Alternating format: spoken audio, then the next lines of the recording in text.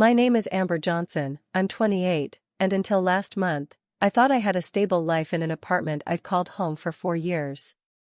Then came that Sunday dinner when my mother looked me straight in the eyes and called me a parasite. Not only that, but she announced I needed to pack my things because my pregnant sister Natalie needs the apartment more.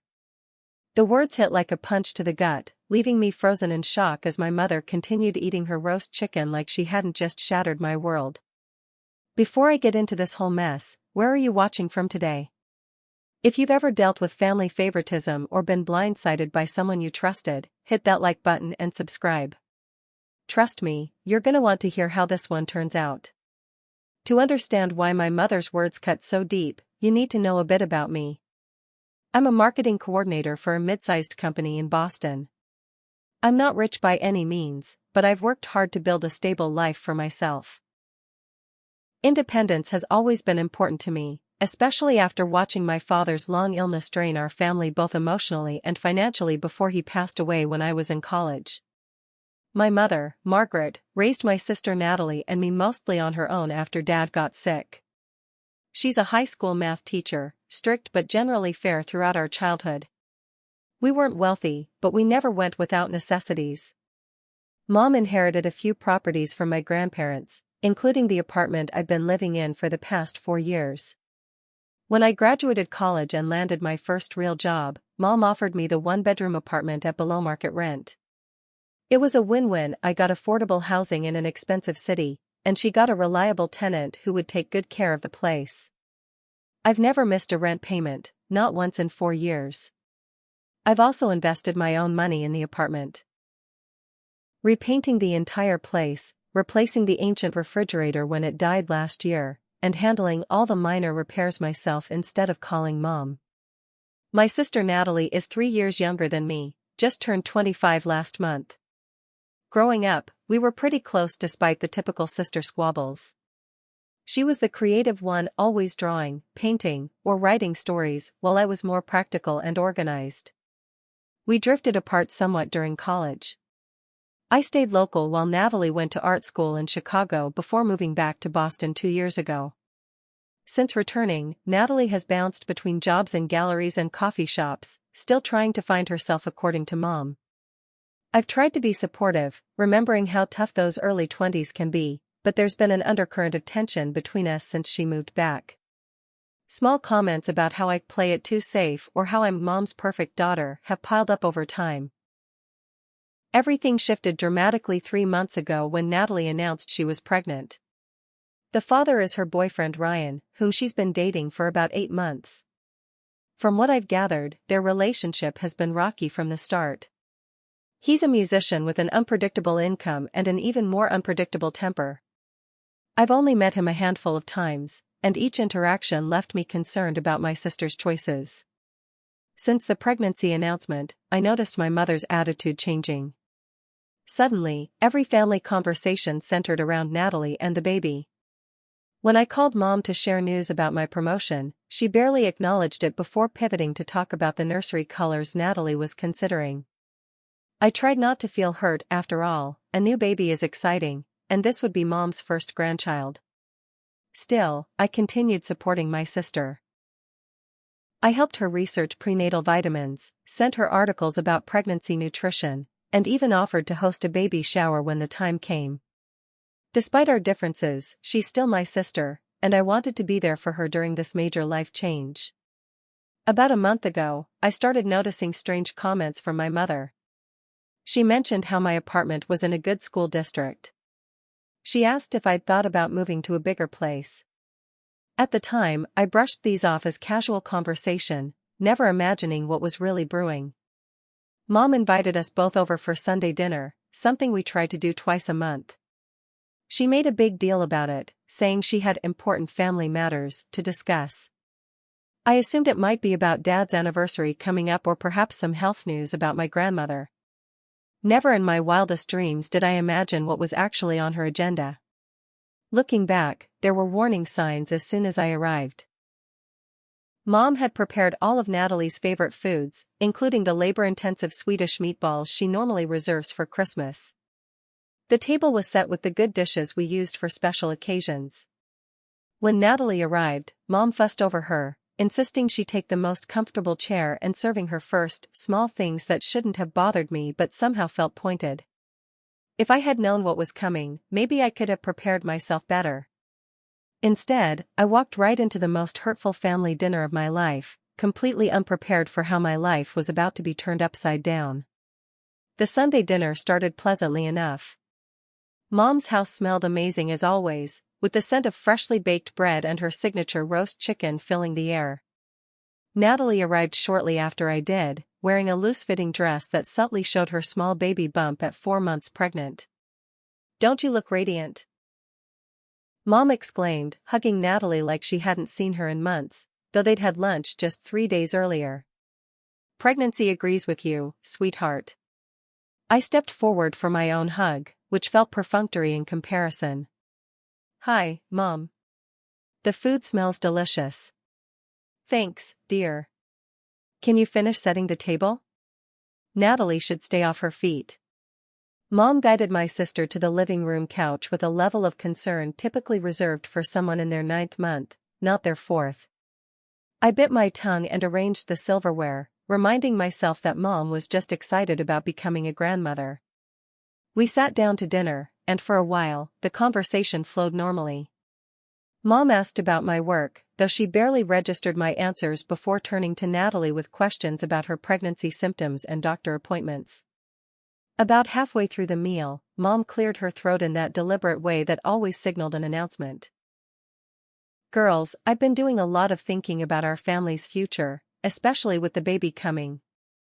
I smiled, assuming this might be about establishing a college fund for the baby or possibly changing her will to include her future grandchild. Nothing could have prepared me for what came next. "Natalie needs stability right now, a proper place to raise a child," Mom continued, looking between us. "And Amber, you're established in your career, doing well financially." Something in her tone made my stomach tighten. "What exactly are you saying, Mom?" "I think it makes the most sense for Natalie to take over your apartment. It's in a good school district, close to my house so I can help with the baby, and it's already furnished." She said this as casually as if suggesting we swap dessert portions. I put down my fork, certain I had misheard. "You want me to give Natalie my apartment? Where am I supposed to live? You're a professional with a good salary." "You can find another place easily," Mom waved her hand dismissively. "Natalie needs support right now." "Mom, I've lived there for 4 years. I've put money into it, taken care of it." "It's my property," she interrupted sharply. "You've been paying below market rent, basically living there as a favor to you. If we're honest, you've been something of a parasite, benefiting from family resources when you could afford to pay your own way completely." That word, parasite, hung in the air like poison. I looked at Natalie, expecting to see shock or at least discomfort at Mom's suggestion, but she was studying her plate, a small, guilty smile playing at her lips. "You knew about this?" I asked her directly. Natalie finally looked up. "Mom and I talked about it last week. With the baby coming, Ryan and I need somewhere stable. You know his roommate situation isn't appropriate for an infant. So you decided I should just be kicked out of my home? Without even discussing it with me first?" My voice was rising now, tears threatening. "Don't be dramatic, Amber," Mom said. "I'm giving you 30 days notice, which is more than generous. You make good money, you'll land on your feet. This isn't about money, Mom. It's about the fact that you're treating me like I don't matter. Like my home, my stability, is just something you can take away on a whim because Natalie got pregnant." "Watch your tone," Mom warned. "Natalie is in a vulnerable position. She's going to be a mother. And I'm your daughter too." I stood up so quickly my chair tipped backward. "I've done everything right, finished college, built a career, paid my rent on time, taken care of that apartment. How can you call me a parasite?" Mom's expression hardened. "The apartment was always a temporary arrangement, Amber. You should have been saving to buy your own place instead of getting comfortable in mine." I turned to Natalie, hurt and betrayal coursing through me. "And you're okay with this?" Taking my home out from under me? Natalie at least had the decency to look uncomfortable. I'm sorry it's happening this way, but Mom's right. With the baby coming, we need something stable. Ryan's place has 3 roommates and is above a bar. It's not suitable. So find another solution. Why does it have to be my apartment? Tears were flowing freely now, but I was too upset to care. Because it makes the most sense, Mom said firmly. The decision is made, Amber. You have 30 days to find a new place. Natalie will move in after you're out. I looked between them, these 2 people I loved who had just shattered my sense of security and family in one dinner conversation. I can't believe this is happening. I can't believe you do this to me. You're overreacting, Mom said. It's just an apartment. Those words broke something in me. It's my home. I grabbed my purse and keys. I have to go. Amber, don't leave like this, Natalie called as I headed for the door. You should have thought about that before you decided to take my home, I shot back. Mom followed me to the door. I expect you to handle this maturely, Amber. Family comes first. I turned to look at her, this woman I'd respected and loved my whole life. Apparently I'm not considered family, then. Just a parasite you can discard when convenient. The drive home, to the apartment that apparently was no longer mine, was a blur of tears and disbelief. How could my own mother speak to me that way? How could Natalie sit there and accept my home being handed to her like she deserved it more than I did? The word parasite echoed in my mind, each repetition another knife to my heart. I barely remember the drive home from that dinner. My hands gripped the steering wheel so tightly my knuckles turned white, and tears blurred my vision enough that I probably should have pulled over. Somehow, I made it back to my apartment, the home I'd loved and cared for, the sanctuary I was now expected to simply surrender. The moment I closed the door behind me, I collapsed against it and sobbed. The kind of deep, guttural crying I hadn't experienced since my father's funeral. For years of memories flooded my mind as I looked around the space I'd made my own. The gallery wall I'd carefully arranged with photos and art. The reading nook by the window where I'd spent countless Sunday mornings with coffee and books. The kitchen where I'd taught myself to cook through YouTube videos and many failed attempts. This wasn't just an apartment. It was my sanctuary, my achievement, the place where I'd become an adult. And my mother had dismissed it all with that one venomous word, parasite. Sleep was impossible that night. I tossed and turned, replaying the dinner conversation and thinking of all the things I should have said. Around 3 a.m., my phone buzzed with a text from Natalie. I'm sorry tonight was so tough. I didn't mean for it to happen like this. Mom shouldn't have sprung it on you that way. But please try to understand my situation. I'm scared and need stability for the baby. No acknowledgement that she was taking my stability. No real apology for her part in the ambush. Just an attempt to justify the unjustifiable. I couldn't bring myself to respond. An hour later, another text came through, this one from Mom. I expect you to handle this transition like an adult. You have until June 1st to vacate the apartment. Please leave it in good condition.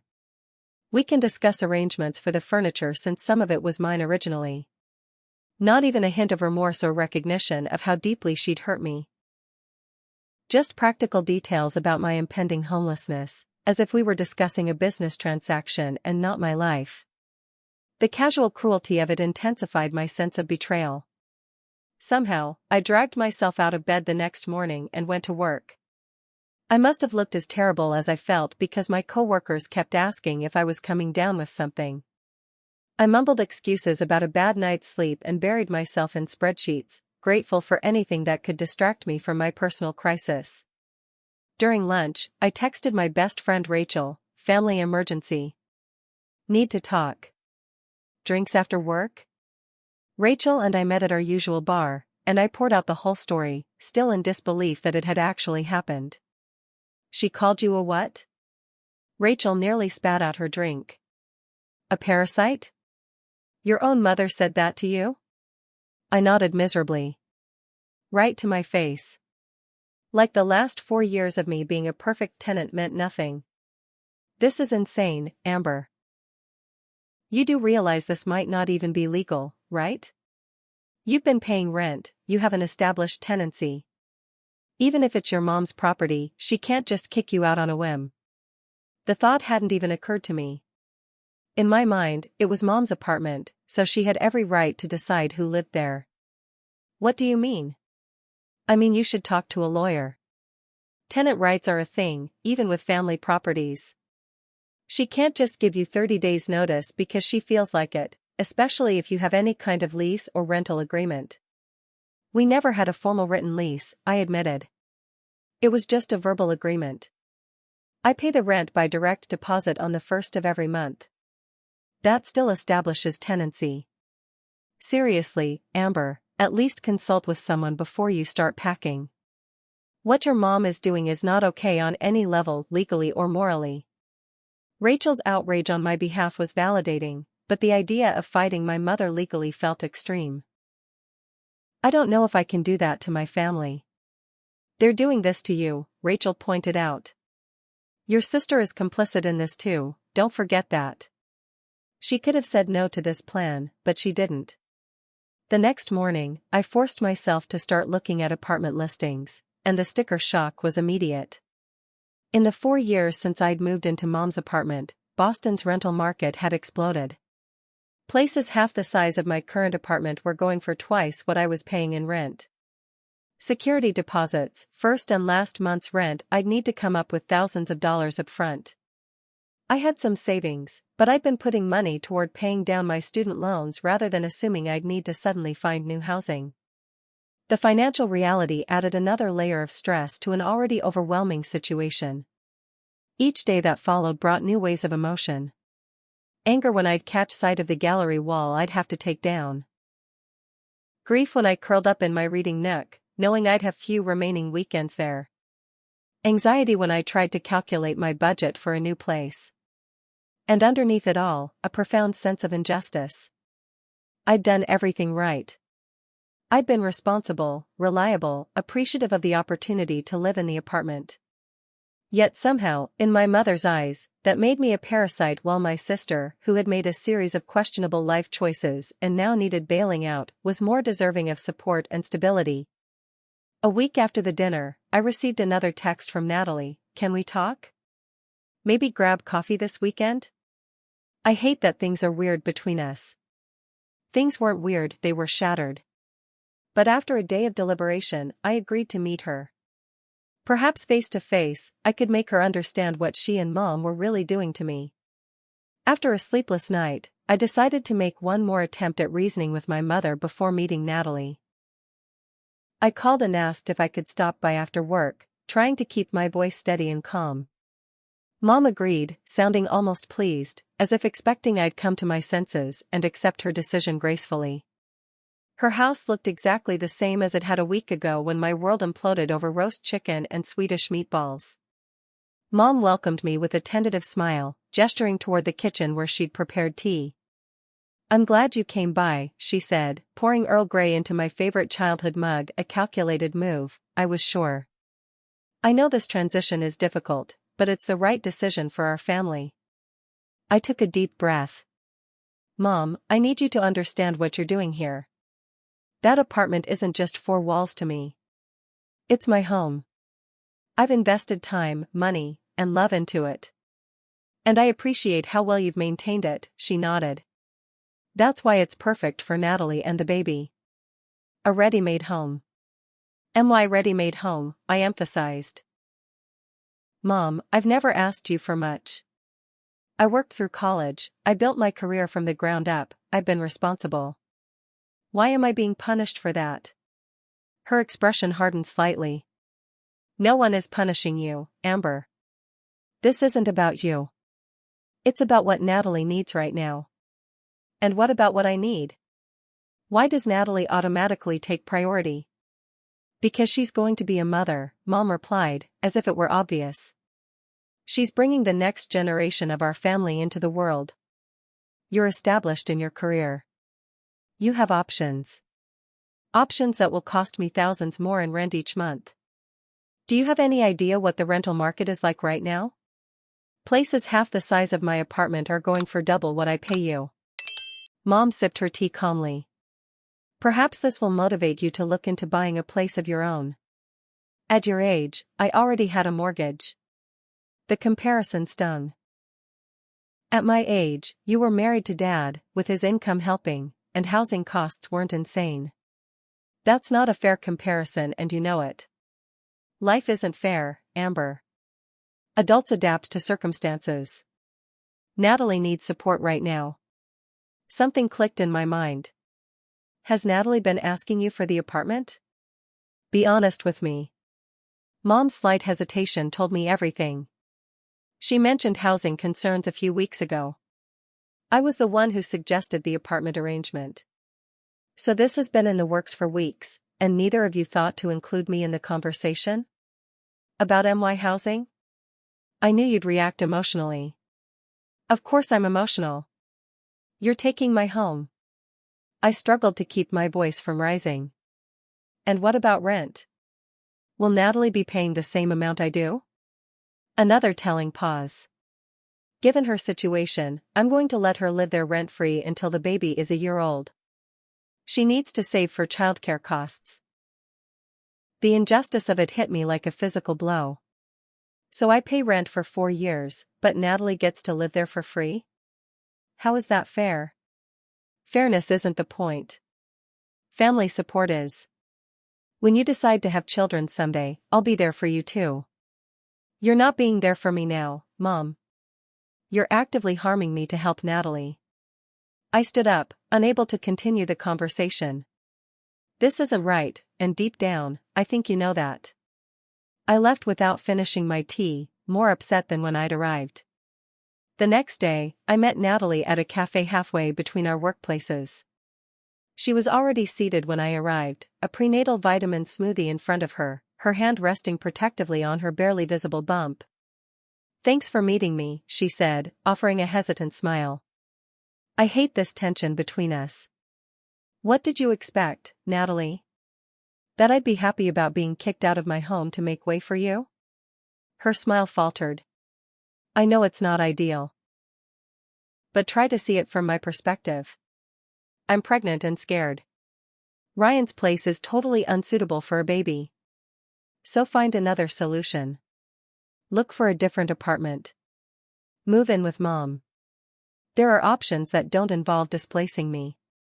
But none as perfect as the apartment, she said, revealing the entitled thinking that had brought us here. It's the right size, the right location, and already set up. Because I set it up. I made it a home. And now you and Mom have decided I should just hand it over because you got pregnant? Tears filled Natalie's eyes. I didn't plan this pregnancy, Amber. I'm doing the best I can with a difficult situation. Don't do that, I said firmly. Don't use tears to make me the bad guy here. I'm allowed to be upset about losing my home. You're making this so much harder than it needs to be, she sniffled. We're family. We're supposed to support each other. Support goes both ways, Natalie. When's the last time you supported me in anything? She had no answer for that, which told me everything I needed to know. Word of our family discord spread quickly. That weekend, my Aunt Susan called, ostensibly to check in but really to admonish me. Your sister is in a vulnerable position, she lectured. This is no time for selfishness. Family pulls together in times of need. I wanted to scream. How was I the selfish one for not wanting to be homeless? But arguing with Susan would only escalate things further, so I ended the call as quickly as possible. To my surprise, my Uncle Dave, Mom's brother, called the next day with a completely different message. I heard what's happening with the apartment, he said. For what it's worth, I think your mother is handling this all wrong. You've been a model tenant and daughter. His support brought fresh tears to my eyes. Thank you for saying that, Uncle Dave. I was starting to think I was crazy for feeling wronged. You're not crazy. Margaret has always had a blind spot when it comes to Natalie. She confuses supporting with enabling. That conversation was a lifeline during an increasingly isolating time. As May progressed and my deadline to vacate approached, I felt the walls closing in. Each apartment viewing left me more discouraged. Everything was too expensive, too small, too far from work, or some combination of the three. The stress began affecting my work performance. I missed deadlines, something that had never happened before. My boss called me in for a conversation about my recent distraction, and though she was understanding when I explained the situation, the professional embarrassment added to my growing sense of desperation. 2 weeks into my apartment search, with just 16 days remaining before I had to vacate, the situation reached a breaking point. I'd viewed 11 apartments, applied for 3, and been outbid on all of them. The rental market was even more competitive than I'd feared, with multiple applications for every decent property. The financial reality was becoming clearer and more terrifying. Even if I found a place, I'd need roughly $6,000 upfront for security deposit, first and last month's rent. My savings would be nearly wiped out, leaving me financially vulnerable if any emergency arose. That morning, I received an email from my mother with the subject line "Moving Arrangements." The message was brief and businesslike. "Natalie and Ryan will be ready to move in on June 1st. Please ensure all your personal belongings are removed by May 31st. We'll need to discuss which furniture stays. The bookshelves and dining set were mine originally. Let me know a good time to do a walkthrough before you hand over the keys." No acknowledgement of my housing crisis. No concern for where I would go. Just practical details about the transfer of my home to my sister. I stared at the screen until the words blurred, a mix of rage and despair washing over me. At work that day, I couldn't focus on anything. During a team meeting, my boss asked me a direct question about a marketing campaign timeline, and I realized I hadn't heard a word of the preceding conversation. The room fell awkwardly silent as I struggled to formulate a response. "I'm sorry, could you repeat the question?" I finally managed, feeling everyone's eyes on me. After the meeting, I escaped to the bathroom and locked myself in a stall, trying to muffle the sound of my sobs. I'd always prided myself on my professionalism, on keeping my personal life separate from work. Now those boundaries were collapsing along with everything else. When I returned to my desk, puffy-eyed and sniffling, my coworker Emily was waiting with a concerned expression. "Rough day?" she asked gently. The simple kindness broke through my last defenses. I nodded, unable to speak without crying again. "Come to dinner at my place tonight," she offered. "Mark is making his famous lasagna, and it sounds like you could use a friendly ear and some comfort food." Emily had joined the company 6 months ago, and while we got along well at work, we hadn't spent much time together outside the office. But in that moment, her invitation felt like a lifeline I couldn't refuse. That evening at Emily and Mark's cozy 2-bedroom apartment, I found myself pouring out the whole story over generous servings of truly excellent lasagna and more wine than was probably wise on a Tuesday. "That's absolutely outrageous," Emily exclaimed when I finished. "I can't believe your own mother would put you in this position." Mark, who had been listening quietly, finally spoke up. "You know, this situation doesn't sound entirely legal to me." I explained what Rachel had mentioned about tenant rights, but reiterated my reluctance to take legal action against my own mother. "I understand that," Mark nodded, "but you should at least know what your rights are." "As it happens, I work in real estate law." My head snapped up. "You do?" "I do," he confirmed. "And while I'm not a tenant rights specialist, I know enough to tell you that your situation isn't as simple as your mother seems to think." He explained that in Massachusetts, even without a written lease, I was considered a tenant at will. My mother couldn't simply evict me without proper cause, especially since I'd been a model tenant who always paid rent on time. "The fact that you've been there for 4 years and have consistently paid rent establishes a clear tenancy," Mark explained. Family relationship or not, she would need to follow proper legal procedures for eviction, which require legitimate grounds, non-payment of rent, lease violations, that kind of thing. "I want to give the apartment to someone else" isn't legally sufficient. A small spark of hope flickered to life. So she can't actually force me out by June 1st? Not legally, no. She would need to file an official eviction notice with the court, and you'd have the right to contest it. The process could take months, especially if you fight it. The information was simultaneously empowering and terrifying. I had rights I hadn't realized, but exercising them would mean directly opposing my mother in a legal battle. The family fallout would be catastrophic. I don't know if I can do that, I admitted. It would destroy what's left of our family relationship. Consider this, Emily said gently. Your mother and sister are already damaging that relationship with their actions. Standing up for yourself isn't wrong. And there's another angle to consider, Mark added. From what you've described about your sister's relationship with Ryan, there's a chance they won't even be together long term. If they break up, your mother will have disrupted your life for a situation that might not even last. That possibility hadn't even occurred to me. What if this whole painful upheaval was for a relationship that wouldn't survive the stress of a new baby? Do you have any proof of your rent payments? Mark asked. Bank statements showing regular transfers to your mother? I nodded. For years of monthly direct deposits, like clockwork. That's good. That establishes a clear financial relationship. It strengthens your position significantly. When I left Emily and Mark's apartment that night, my head was spinning with new information and possibilities. For the first time since that disastrous Sunday dinner, I felt a glimmer of hope. And the stirrings of a resolve I hadn't known I possessed. That night, I lay awake thinking about Mark's advice and the choice before me. Fighting my mother legally would likely shatter our family beyond repair. But surrendering my home without a fight felt like accepting her cruel assessment of me as someone who didn't deserve consideration or security. As dawn broke, I made a decision. I would learn exactly what my legal rights were, not necessarily to wage war against my family, but to approach this situation from a position of knowledge rather than helpless acceptance. The next morning, I called in sick to work for the first time in over 2 years. This situation required my full attention, and I couldn't keep pretending everything was fine while my life was falling apart.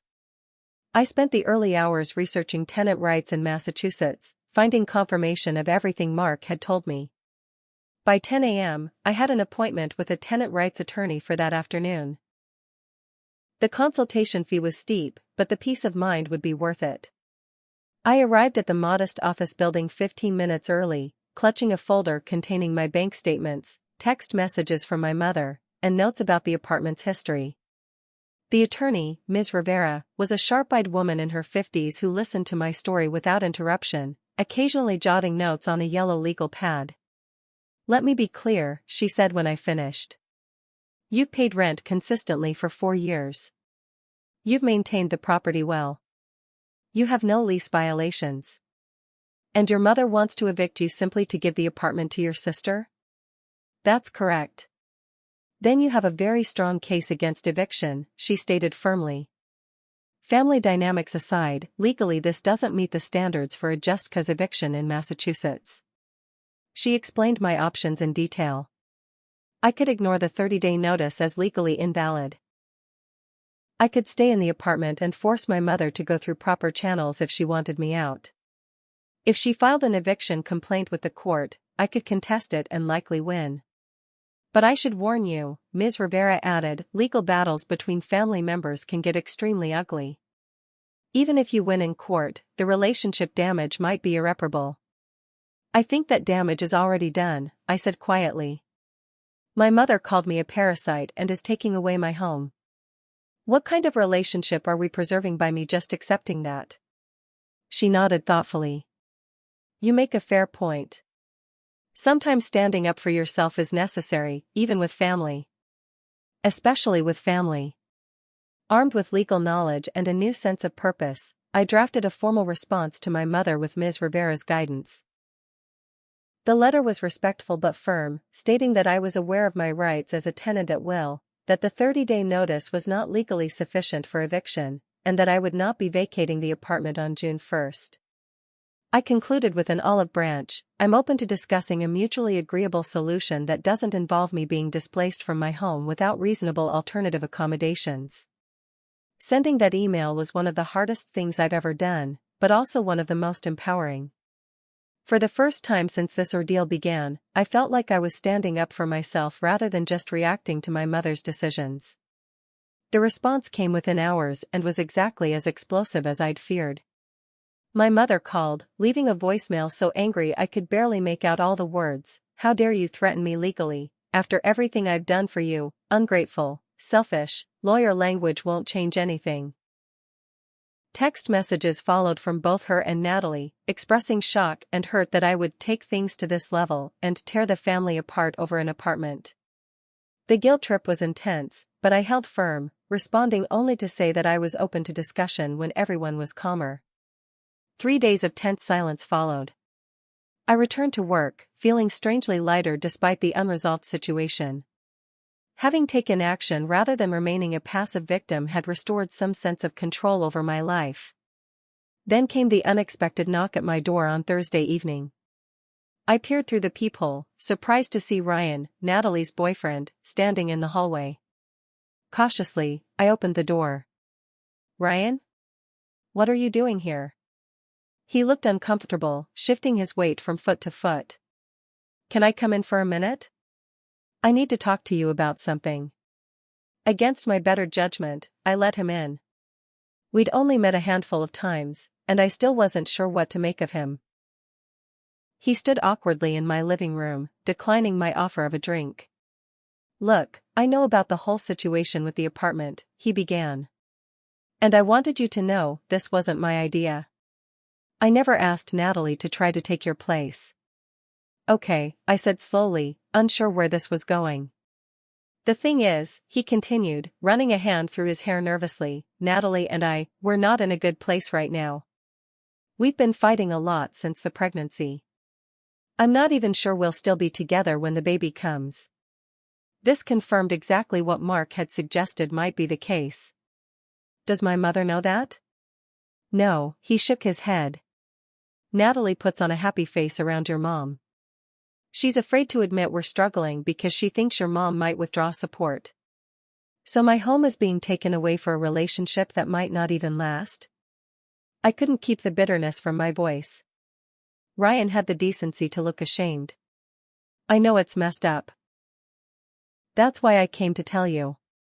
It's not right what they're doing to you." After he left, I sat in my reading nook processing this new information. My mother was appending my life for a situation that was far less stable than she realized. The injustice of it all renewed my determination to stand my ground. The next development came from an unexpected quarter. Emily called to say she'd been thinking about my situation and had an idea. "My cousin works for a property management company that has a building in Somerville," she explained. "They have a 1-bedroom becoming available next month. The rent is reasonable for the area, and she might be able to expedite your application if you're interested." I was definitely interested. While I still planned to fight for my current apartment, having a backup option would relieve some of the pressure and fear of homelessness. That weekend, Emily took me to see the Somerville apartment. It was smaller than my current place but well-maintained, with big windows and a renovated kitchen. The location was convenient to public transportation, making my commute manageable. Most importantly, the rent, while higher than what I paid my mother, was within my budget with some careful planning. Emily's cousin helped me submit an application on the spot, waiving some of the usual fees as a professional courtesy. "I'll push this through as quickly as possible," she promised.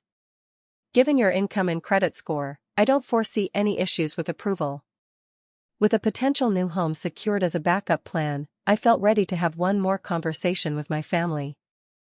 I texted my Uncle Dave, asking if he would be willing to mediate a discussion between me, Mom, and Natalie.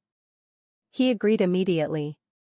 On Sunday afternoon, almost a month to the day after the disastrous dinner, we gathered at Uncle Dave's house. The tension was palpable as we sat around his dining table, Mom and Natalie on one side, me on the other, with Uncle Dave at the head. "I've asked you all here because we need to resolve this situation," Uncle Dave began. "Margaret, Natalie Amber has a legal right to remain in the apartment as a tenant in good standing. Fighting her on this could lead to a court battle none of you want. My mother's lips thinned. I can't believe you'd take legal action against your own family, Amber. I didn't want to, I replied calmly. But you didn't give me any choice. You called me a parasite, Mom.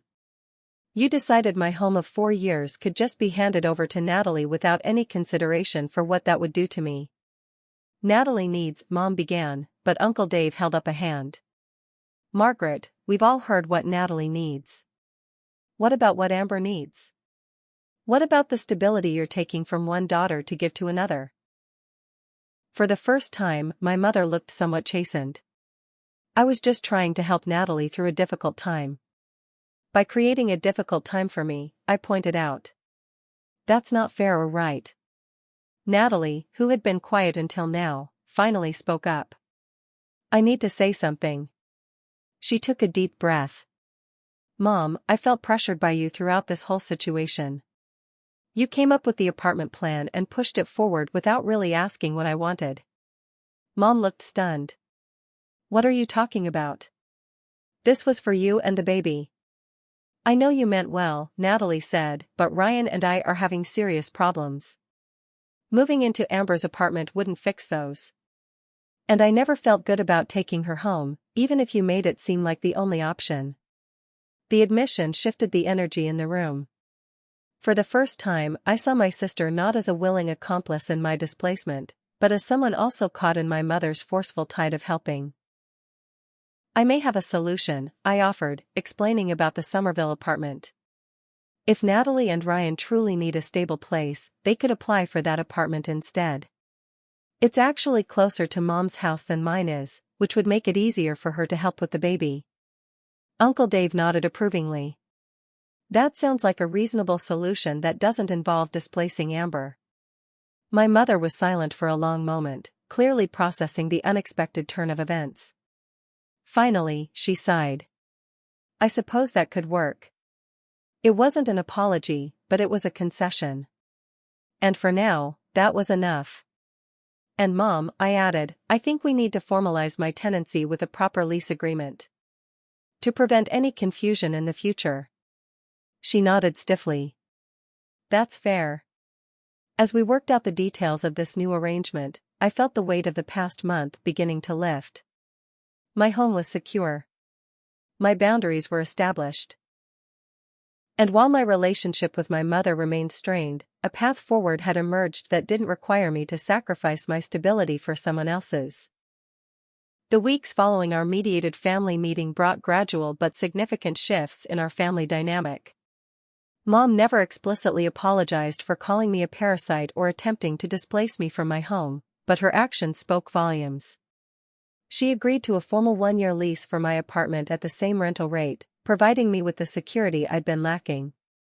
Natalie and Ryan applied for the Somerville apartment with Emily's cousin's help and were approved within days. As they prepared to move in together, I noticed a new determination in my sister to make her relationship work, or at least to try before giving up. The pregnancy seemed to have awakened a maturity in her I hadn't seen before. One evening in early June, Natalie asked if she could stop by my apartment. I agreed with some trepidation, still nursing the wounds from our recent conflict. She arrived with a peace offering, a small potted plant for my reading nook. I wanted to apologize properly, she said as I made us tea. I should have stood up for you when Mom suggested taking your apartment. I knew it wasn't right, but I was so scared about the baby and the future that I went along with it. Her honesty was refreshing. I understand being scared, I told her. But solutions shouldn't come at someone else's expense. I know that now, she nodded. And I want you to know that Ryan and I are in couples counseling. We're really trying to build a solid foundation before the baby comes. This vulnerable admission helped bridge some of the distance between us. For the first time since learning of her pregnancy, we talked openly about her fears and hopes as a soon-to-be mother. I found myself offering genuine support instead of just going through the motions. Would you still be willing to help with the baby shower? She asked hesitantly as she was leaving. I'd understand if you didn't want to. I'll help, I assured her, surprising myself with how much I meant it. That's what sisters do. My relationship with Mom took longer to thaw. The formal lease signing was tense, with her treating it as an unnecessary formality rather than the important boundary it represented to me. But as weeks passed, she began making small overtures, dropping off her famous cinnamon rolls, my favorite, asking about work projects she knew were important to me, making an effort to engage without immediately turning the conversation to Natalie and the baby. Uncle Dave remained an unexpected but welcome ally through this transition. During a family barbecue in July, he pulled me aside and told me how proud he was of how I'd handled everything. "Standing up for yourself was brave, Amber," he said. "A lot of people would have just gone along to keep the peace, even at great personal cost." "I almost did," I admitted. "If not for friends who helped me see I had options and rights, I might be in some overpriced studio apartment right now, broke and bitter." "That's the thing about family dynamics," he mused. "They're so ingrained we often don't question them, even when they're unhealthy. Your mother has always favored Natalie, and you both accepted that as normal. It took something this extreme to break the pattern." His insight resonated deeply. For years, I'd accepted my role as the responsible, self-sufficient daughter who needed less attention and support. I'd taken pride in being low maintenance compared to my sister. But that dynamic had ultimately led to a situation where my mother felt entitled to take my home because my needs simply mattered less. As Natalie's pregnancy progressed and her baby shower approached, I found myself genuinely excited about becoming an aunt. The shower, held in August at Uncle Dave's backyard, was a success, with friends and family gathering to celebrate the new life that would soon join our complicated family. Mom and I worked together on the arrangements, finding neutral ground in our shared love for Natalie despite our still healing relationship. During the shower, I overheard Mom telling her friend Gloria, "Amber organized everything. She's always been so capable, such a rock in the family." There was genuine pride in her voice, and while rock might once have felt like a backhanded compliment implying I was boring but reliable, I now recognized the value in being seen as strong and dependable. The real turning point with Mom came in September, about a week before Natalie's due date. She invited me to lunch, just the two of us, at the small Italian restaurant we used to visit for special mother-daughter dates when I was in high school. Over pasta, she finally addressed the elephant in the room. "I handled the apartment situation badly," she said, not quite meeting my eyes. "I was so focused on helping Natalie that I didn't consider what it would do to you." It wasn't a full apology, but for my proud mother, it was significant. "That word you used," I said quietly. "Parasite. That hurt more than anything." She winced. "I should never have said that. It was cruel and untrue. You've always been responsible, Amber." I think sometimes I took that for granted. I felt like I was being punished for doing everything right, I admitted. "It wasn't about punishing you," she sighed. "But I see now how it felt that way. I've always worried more about Natalie because she seemed more vulnerable. You were always so capable that I assumed you'd be fine no matter what. Being capable doesn't mean I don't need support sometimes too." She reached across the table and took my hand. "I'm learning that. And I'm trying to do better." It wasn't a perfect resolution, but it was a start. The fundamental dynamics of our family were shifting, painful though the process had been. Natalie gave birth to a healthy baby girl in late September. Holding my niece Lily for the first time, I felt a rush of love that transcended the conflicts of the past months. This tiny person knew nothing of our family drama. To her, I was simply Aunt Amber, a constant presence who would love her unconditionally. As I settled into my role as an aunt and watched Natalie navigate the challenges of new motherhood with more grace than I had expected, I reflected on the painful journey we'd all taken. The apartment that had almost torn our family apart was still my home, now secured with a proper lease. But more importantly, I had found my voice and set boundaries that had been long overdue. The word parasite no longer echoed in my mind when I spoke with my mother. Instead, I heard the grudging respect in her voice when she told her friends about my promotion at work, or the genuine interest when she asked about my dating life or travel plans. Our relationship would never be perfect, but it had evolved into something more honest and balanced. Sometimes standing up for yourself means risking relationships, but I've learned that relationships built on inequality and sacrifice aren't sustainable anyway. True family support goes both ways, honoring each person's needs and boundaries. I lost some of my perception of my mother's perfection through this ordeal, but gained a more authentic connection with both her and my sister. As for me, I've started looking into buying my own place. Not because my mother suggested it, but because I want the security of knowing my home is truly mine. The journey to homeownership will be long in Boston's expensive market, but I'm saving diligently and exploring options. I still live in the apartment that almost wasn't mine anymore. Each morning in my reading nook feels like a small victory, a reminder that I valued myself enough to fight for my home and my dignity. Sometimes loving your family means standing your ground, even when it's hard. Especially when it's hard. Have you ever had to stand up to family for your own well-being? How did you handle it? Let me know in the comments below. If this story resonated with you, please hit that like button and subscribe to hear more real-life experiences. And remember, setting boundaries isn't selfish, it's necessary for healthy relationships. Thank you for listening to my story, and I hope it helps anyone facing similar challenges with their own families.